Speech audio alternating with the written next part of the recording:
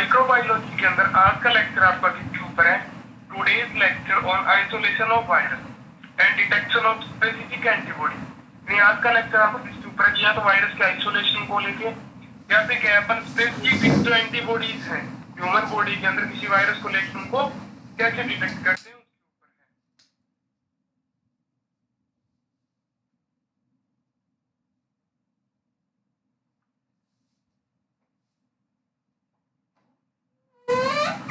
Next देखिए isolation of virus में देखिए कि this is the commonest method used in the diagnosis of virus infection. यानी virus का जो आइसोलेशन है वो क्या है? सबसे कॉमन मेथड है किसको डायग्नोज करने के लिए, किसका पता लगाने के लिए? वायरस का। नेक्स्ट यानी वायरस से रिलेटेड कोई इन्फेक्शन हो गया ह्यूमन बॉडी के अंदर या फिर अदर एनिमल के अंदर, तो क्या है उसको आइसोलेट करके अपन क्या उसका पता लगा सकते हैं। Next, in generally the virus can be grow by inoculation into animal egg or cell culture after the specimen to proceed to removal bacterial contaminants। यानी जनरली जो है अपन वायरस को किसमें आइसोलेट करते हैं, यानी किसमें ग्रो करवाते हैं, किसमें इनोकुलेट करते हैं? तो एनिमल्स के अंदर या फिर एग और सेल कल्चर के अंदर उनको क्या करते हैं? आइसोलेट करते हैं, इनोकुलेट करवाते हैं। और यानी जो स्पेसिमेन है उसको आइसोलेशन के लिए प्रोसीड करने के लिए, यानी culture after the specimen to proceed क्या है? Remove bacterial contaminate. और जो बैक्टीरिया की जो कंटामिनेशन है उसको क्या कर देते हैं? रिमूव कर देते हैं, हटा देते हैं। यानी अगर कोई भी सब्सटेंस आइसोलेशन के अंदर प्रेजेंट हो तो उसको क्या है? रिमूव करके फिर क्या अपन उसका आइसोलेशन करते हैं।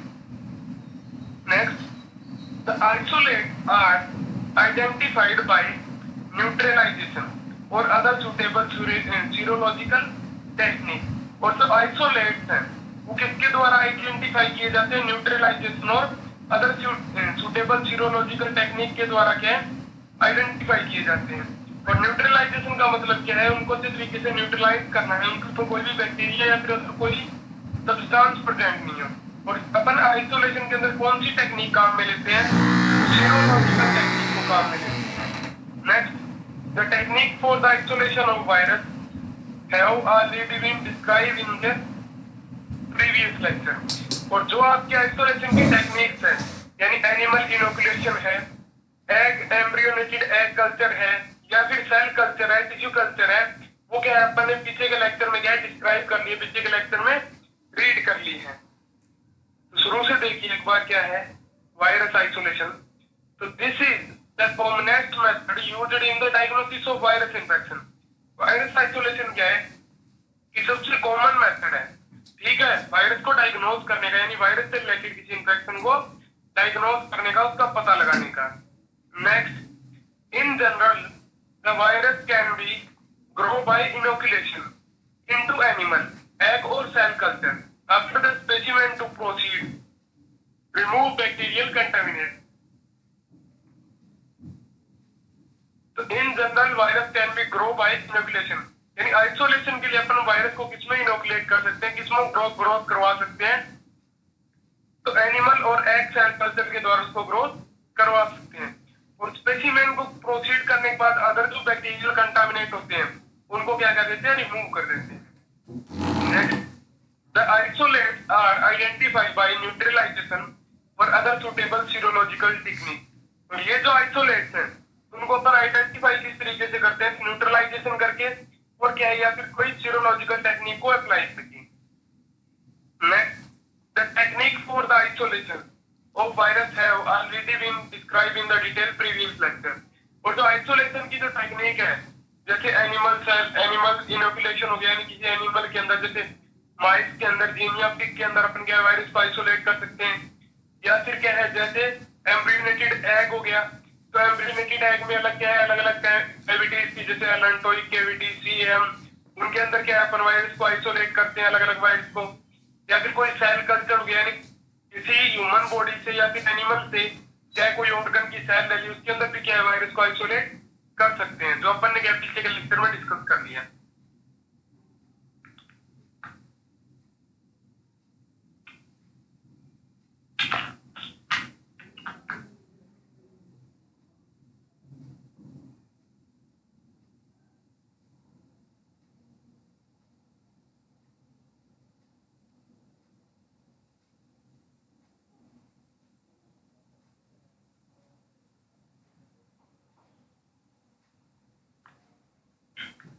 नेक्स्ट देखिए डिटेक्शन ऑफ स्पेसिफिक एंटीबॉडीज, यानी स्पेसिफिक एंटीबॉडीज का डिटेक्शन किसी वायरस के लिए, यानी जैसे HIV वायरस के लिए, हेपेटाइटिस वायरस के लिए, किसी स्पेसिफिक वायरस के लिए एंटीबॉडीज का डिटेक्शन।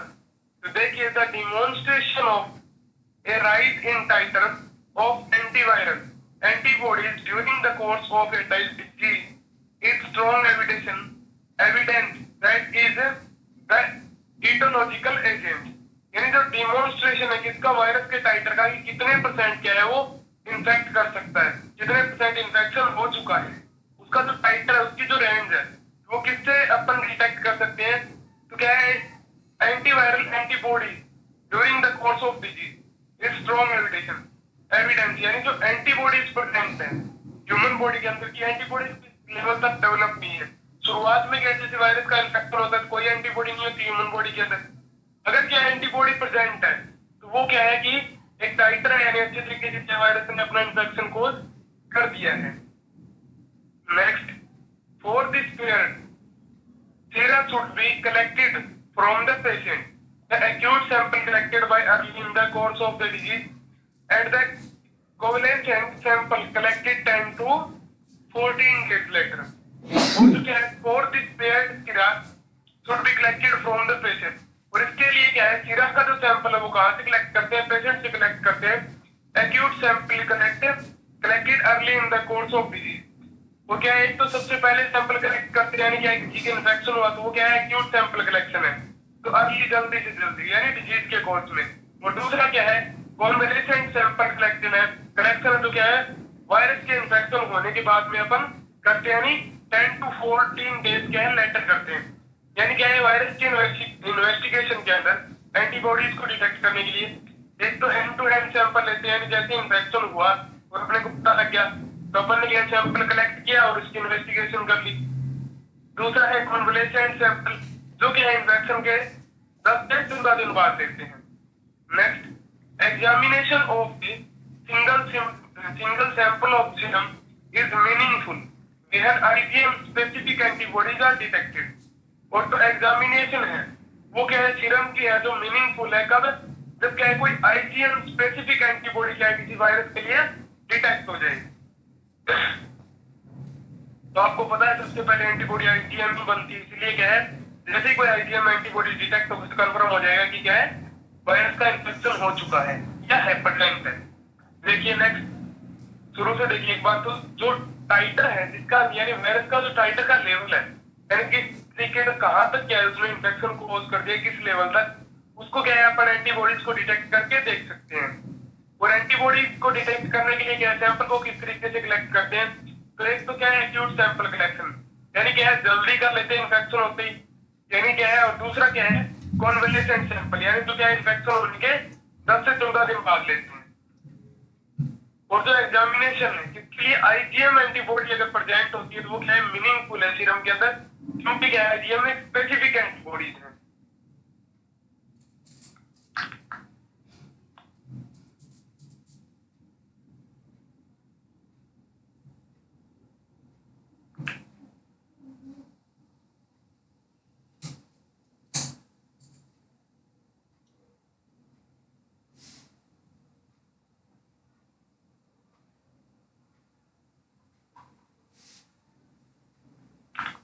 देखिए प्रियॉन्स क्या है, यानी क्या है, ये नोमेनक्लेचर के वायरस की जैसी सिमिलर स्ट्रक्चर है। देखिए prions are infectious protein without any detectable nucleic acid, यानी प्रियॉन्स एक इन्फेक्टियस प्रोटीन है, तो क्या है बिना किसी न्यूक्लिक एसिड के डिटेक्शन के प्रेजेंट होती है, यानी प्रियॉन्स में कोई भी न्यूक्लिक एसिड प्रेजेंट नहीं होता।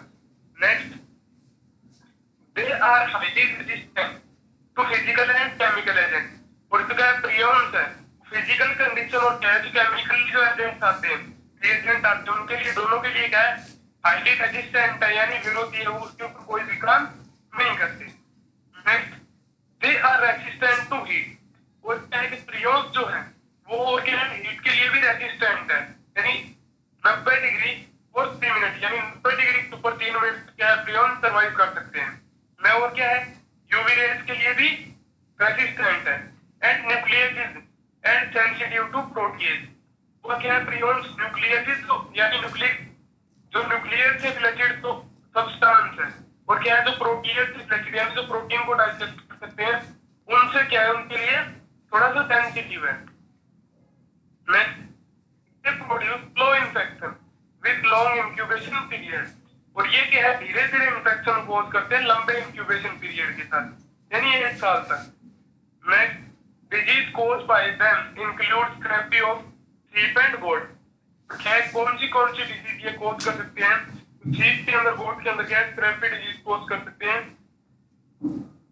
तो शुरू से देखिए एक बार, prions are infective protein without any detectable nucleic acid, यानी प्रियॉन्स क्या है कि एक इन्फेक्टिव प्रोटीन है जो क्या बिना किसी डिटेक्टेबल न्यूक्लिक एसिड के प्रेजेंट रहती है। Next, they are highly resistant to physical and chemical agent, और जो क्या है कि हाईली रेसिस्टेंट होती है किसके लिए, फिजिकल और केमिकल रिएजेंट के लिए, यानी क्या है उनके ऊपर कोई भी इफेक्ट नहीं होता उनका। Next, they are resistant to heat, prions क्या है हीट के लिए भी रेसिस्टेंट होते हैं, 90 डिग्री पर 3 मिनट तक वो क्या है सर्वाइव कर सकते हैं। यूवीएस के लिए भी रेसिस्टेंट होते हैं, और न्यूक्लियस और प्रोटीयस जो है उनके लिए क्या है वो थोड़े से सेंसिटिव होते हैं। Next, they produce slow infection with long incubation period, और ये क्या है धीरे धीरे इन्फेक्शन कोज करते हैं लंबे इंक्यूबेशन पीरियड के साथ। Next, disease cause by them include scrapie for sheep and goats, और ये क्या है प्रियॉन्स के एग्जांपल क्या है कौन सी डिजीज कोज कर सकते हैं, शीप और गोट में क्या स्क्रैपी डिजीज कोज करते हैं।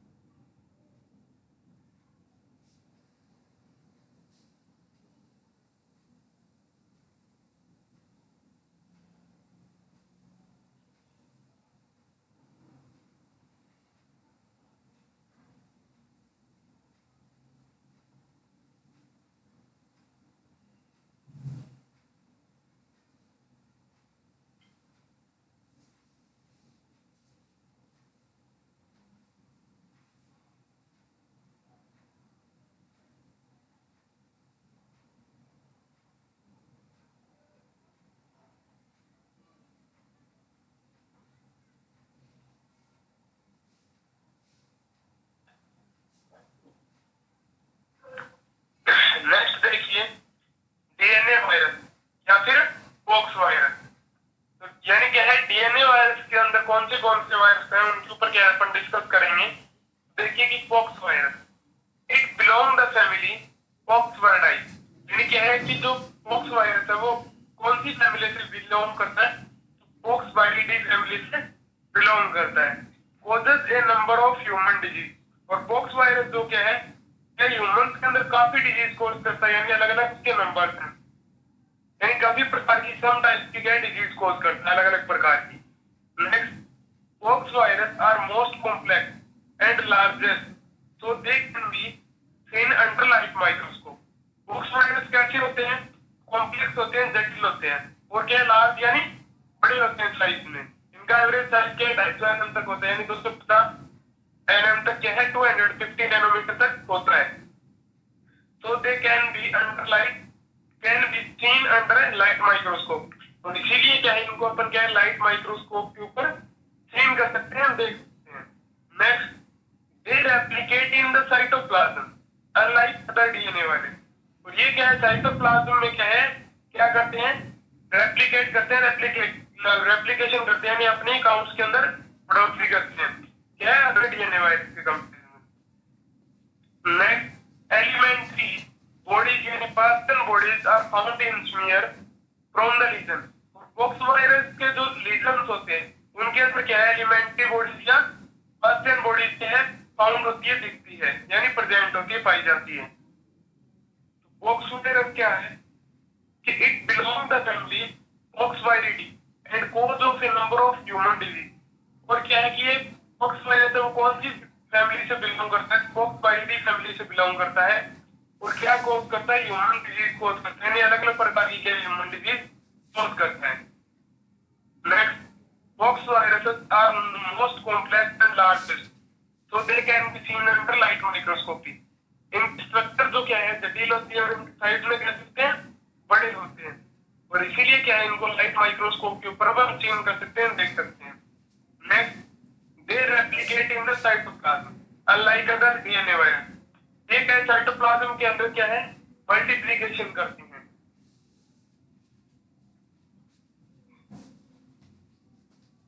नेक्स्ट देखिए एलिमेंट्री बॉडीज या Paschen bodies are found in smear from the lesion. और जो एलिमेंट्री बॉडीज होती है या पास्टन बॉडीज होती है वो क्या है स्मीयर के अंदर क्या है लीजन से ली गई स्मीयर बनाते को माइक्रोस्कोप करते हैं उसके अंदर क्या है प्रेजेंट होती है यानी दिखाई देती है.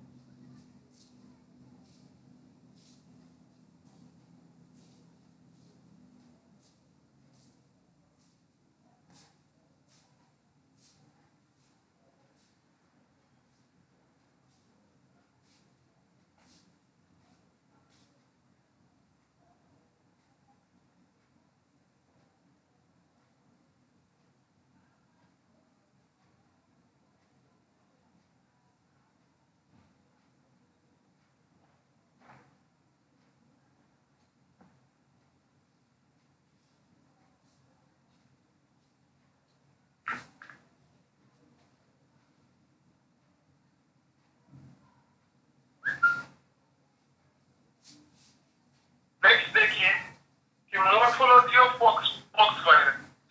पॉक्स वायरस की मोर्फोलॉजी यानी शेप एंड स्ट्रक्चर किस तरीके की होती है. ठीक है, pox virus are brick shape. तो पॉक्स वायरस कैसी शेप के होते हैं ब्रिक शेप के होते हैं. Next, they measure 300 into 240 and 100 mm. यानी उनका जो अप्रोक्सीमेट डायमीटर होता है वो क्या होता है साइज क्या होता है यानी जो लंबाई चौड़ाई है यानी उनकी लंबाई कितनी होती है 300 mm के यानी नैनोमीटर के समथिंग. चौड़ाई कितनी 250 यानी 240 mm के समथिंग या 2 नैनोमीटर के something. They are larger and are complex as they don't show any discriminable symmetry. इनकी मतलब क्या है इनका साइज तो कैसा होता है कि एवरेज होता है अप्रोक्सीमेट यानी 300 into 240 into 100 mm होता है. और ये क्या है लार्जेस्ट और कॉम्प्लेक्स वायरस है जो क्या है किसी भी प्रकार की यानी किसी पर जो सिमिलरिटी है यानी अपन जो सिमेट्री पढ़ती इकोसेंट्रल या फिर स्पाइरल क्या है क्यूबिक सिमेट्री तो कोई भी स्पेसिफिक सिमेट्री शो नहीं करते हैं. Next, this virus contains of double stranded DNA surrounded by double layer membrane. Pox virus के अंदर क्या प्रेजेंट रहता है जेनेटिक मटेरियल जो है क्या प्रेजेंट रहता है डबल स्ट्रैंडेड डीएनए प्रेजेंट रहता है और जो क्या है डबल लेयर ऑफ मेम्ब्रेन से क्या घिरा रहता है. And it contains more than 100 different polypeptide. ये जो लेयर होती है प्रोटीन ये जो क्या है डीएनए को घेरे रहती है उसके अंदर क्या है अलग अलग डिफरेंट क्या है अलग अलग 100 प्रकार के पॉलीपेप्टाइड प्रेजेंट रहते हैं. एंड एंजाइम्स और एंजाइम प्रेजेंट रहते हैं which include ट्रांसक्रिप्ट. और उस एंजाइम में वो एंजाइम कौन सा प्रेजेंट रहता है ट्रांसक्रिप्टेज एंजाइम प्रेजेंट रहता है. Next, it affect man monkey cattle sheep and rabbit. But pox virus है वो किसको इफेक्ट कर सकते हैं किस भी डिजीज कॉज कर सकता है तो मैन में कॉज कर सकता है मंकी में कॉज कर सकता है कैलवस में कॉज कर सकता है और शीप पर रैबिट में कॉज कर सकता है. तो देखिए शुरू से कि pox virus are brick shape यानी पॉक्स वायरस की शेप कैसी होती है ब्रिक होती है. They measure 300 mm to 240 into 100 mm यानी इनका जो अप्रोक्सीमेट डायमीटर होता है वो कितना होता है 300 into 240 into 100 mm होता है नैनोमीटर होता है. Next, they are largest and compact as they not show any discernible symmetry. यानी क्या लार्ज और कॉम्प्लेक्स कंपाउंड होते हैं इनकी स्ट्रक्चर कैसे जटिल होती है और साइज में कैसे होते हैं बड़े होते हैं और एक किसी भी प्रकार की स्पेसिफिक सिमेट्री शो नहीं करते यानी सममिति क्या है नहीं दिखाते हैं. The virus consist of double stranded DNA. और ये जो वायरस है पॉक्स वायरस वो किससे बना है तो डबल स्ट्रैंडेड डीएनए से बना है. और डबल स्ट्रैंडेड डीएनए के ऊपर क्या रहती है डबल लेयर्ड मेम्ब्रेन रहती है जो किससे बनी है प्रोटीन से बनी है. और इस प्रोटीन लेयर में क्या है 100 अलग अलग प्रकार के क्या है पॉलीपेप्टाइड है एंजाइम प्रेजेंट रहते हैं, जिसके अंदर एक एंजाइम होता है ट्रांसक्रिप्टेज है। और पॉक्स वायरस किसको इन्फेक्ट कर सकता है? तो मैम को कर सकता है, मंकी को कर सकता है, कैलवस को कर सकता है, शीप को कर सकता है और रैबिट को कर सकता है।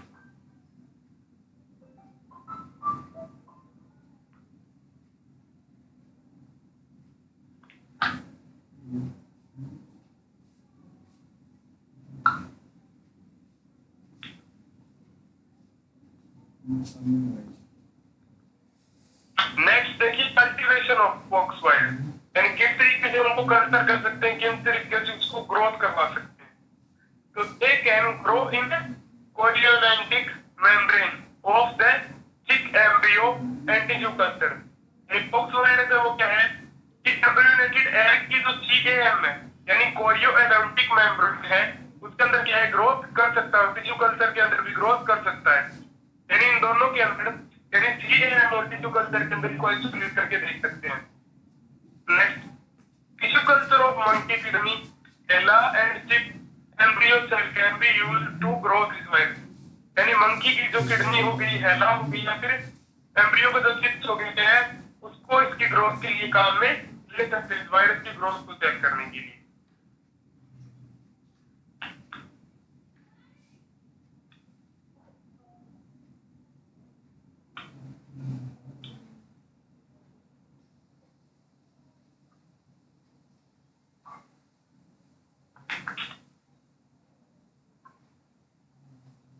नेक्स्ट देखिए वायरस कोजिंग ह्यूमन इन्फेक्शन, यानी ऐसे पॉक्स वायरस को किसमें इन्फेक्शन करते हैं ह्यूमंस में। तो इसके अंदर सबसे पहला कौन सा है? वेरियोला। तो variola virus cause small pox only in human and monkeys. यानी वेरियोला जो वायरस है वो किसके अंदर इन्फेक्शन कॉज करता है? स्पेशली ह्यूमंस के अंदर और मंकी के अंदर। In the first small pox epidemic यानी क्या है पास्ट के अंदर क्या है यानी पीछे जो साल गए उनके अंदर क्या है कि स्मॉल पॉक्स क्या था? एपिडेमिक अपीयर था, दो फॉर्म के अंदर प्रेजेंट होता था। देखिए फर्स्ट जो फॉर्म है वो क्या है? फ्लोरिड एंड फेटल डिजीज अगर इन इंडिया, यानी इंडिया के अंदर क्या था कि सीधा फेटल डिजीज कॉज करता है यानी डायरेक्ट डेथ को कॉज करता था। फेटल का मतलब है अचानक से डेथ, जिसको क्या है एक्यूट फूड डेथ को कॉज करता था इंडिया के अंदर। और क्या है माइल्ड या फिर नॉन फेटल डिजीज यानी एलिस्ट्रीम इन लैटिन अमेरिका। और लैटिन अमेरिका में कैसी डिजीज कॉज करता था? तो नॉन फेटल डिजीज कॉज करता था। देखिए name variola method was given to the virus causing classical smallpox. और ये तो वेरियोला नेम है, यानी मेजर जो वेरियोला है वो किसके लिए है? तो स्मॉल क्लासिकल स्मॉलपॉक्स कॉज करता है and kind of fatal disease cause करता है। And variola minor to the other virus causing alastrim. Variola minor अपन कौन से वायरस को बोलते हैं? तो कौन सी डिजीज कॉज करता है? एलिस्ट्रीम डिजीज कॉज करता है, यानी नॉन फेटल वाली। वेरियोला वायरस क्या करता है कि मंकी और ह्यूमंस के अंदर इंफेक्शन कॉज करता है, इसका डिजीज कॉज करता है। और इसको पास्ट के अंदर क्या बोला गया था? स्मॉल पॉक्स एपिडेमिक्स को क्या है एपिडेमिक्स को दो पार्ट में डिवाइड किया गया था, यानी ये क्या है दो प्रकार की डिजीज कॉज करता है। एक तो फ्लोरिड एंड फेटल डिजीज अगर इन इंडिया, इंडिया के अंदर कौन सी डिजीज कॉज करता था ये? यानी फ्लोरिड फेटल डिजीज यानी डेथ को कॉज करता था ह्यूमंस के अंदर। दूसरा mild and non fatal disease या एलिस्ट्रीम इन लैटिन अमेरिका। और लैटिन अमेरिका में क्या है माइल्ड या एलिस्ट्रीम डिजीज कॉज करता था। ये जो क्या है क्लासिकल स्मॉल पॉक्स जो कॉज करता है, यानी मेजर वेरियोला बोलते हैं उसको। और जो क्या है एलिस्ट्रीम डिजीज कॉज करते हैं जो वायरस, उनको क्या बोलते हैं? माइनर वेरियोला बोलते हैं।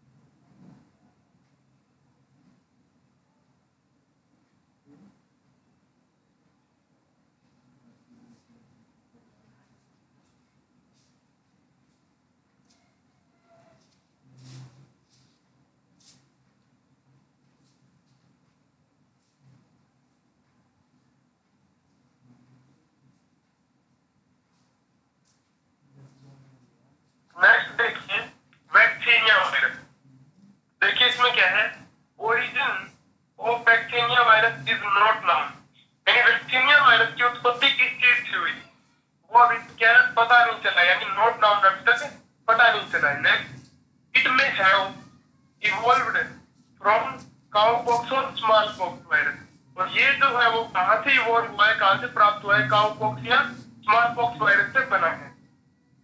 It is an artificial virus and does not occur in stress, ये कैसा वायरस, वैक्सीनिया वायरस एक आर्टिफिशियल यानी तैयार किया हुआ वायरस है, और जो कि सबके अंदर यानी नेचर के अंदर उत्पत्ति के अंदर प्रेजेंट नहीं होता।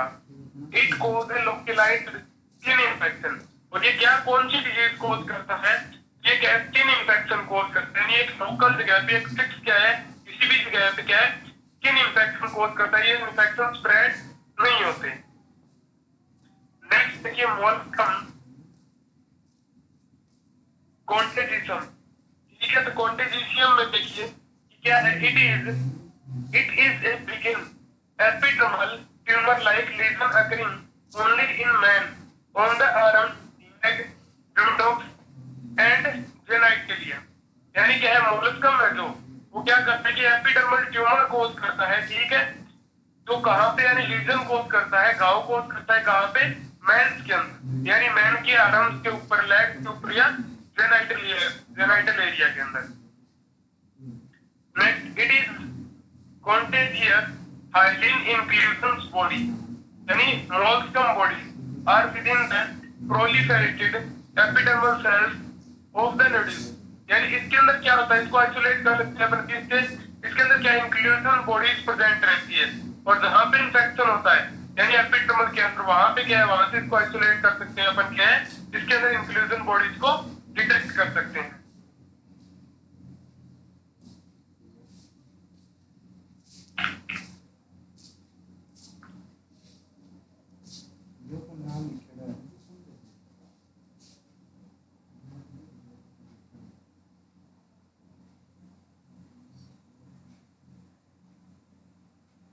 नेक्स्ट देखिए prophylaxis of pox virus, pox virus से रिलेटेड क्या है, प्रोफाइलैक्सिस क्या है बताओ क्या है, तो vaccination with vaccinia produce protection against small pox for 5 years, यानी जो वैक्सीनेशन है वो क्या है वैक्सीनिया वायरस से क्या है, जो यानी वैक्सीनिया के साथ अगर अपन वैक्सीनेशन कर देते हैं किसी में, तो वो क्या कोज कर देता है कि स्मॉल पॉक्स के खिलाफ क्या है एंटीबॉडीज कोज कर देता है ह्यूमन बॉडी में, जो कितने दिन तक चलती है, 5 साल, यानी क्या है वैक्सीनेशन जो है इसका पॉक्स वायरस का वो क्या है कितने दिन तक प्रोटेक्ट कर सकते हैं, 5 साल तक।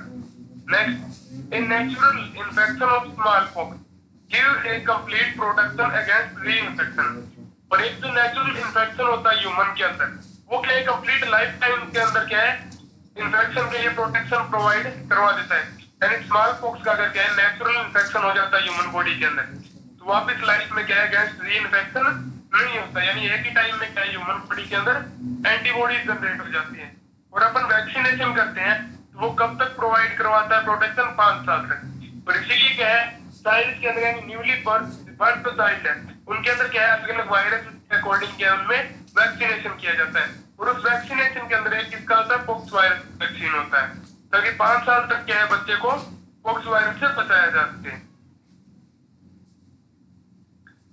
नेक्स्ट लेक्चर आपका किसके ऊपर रहेगा, हर्पीज वायरस के ऊपर। Thanks to all.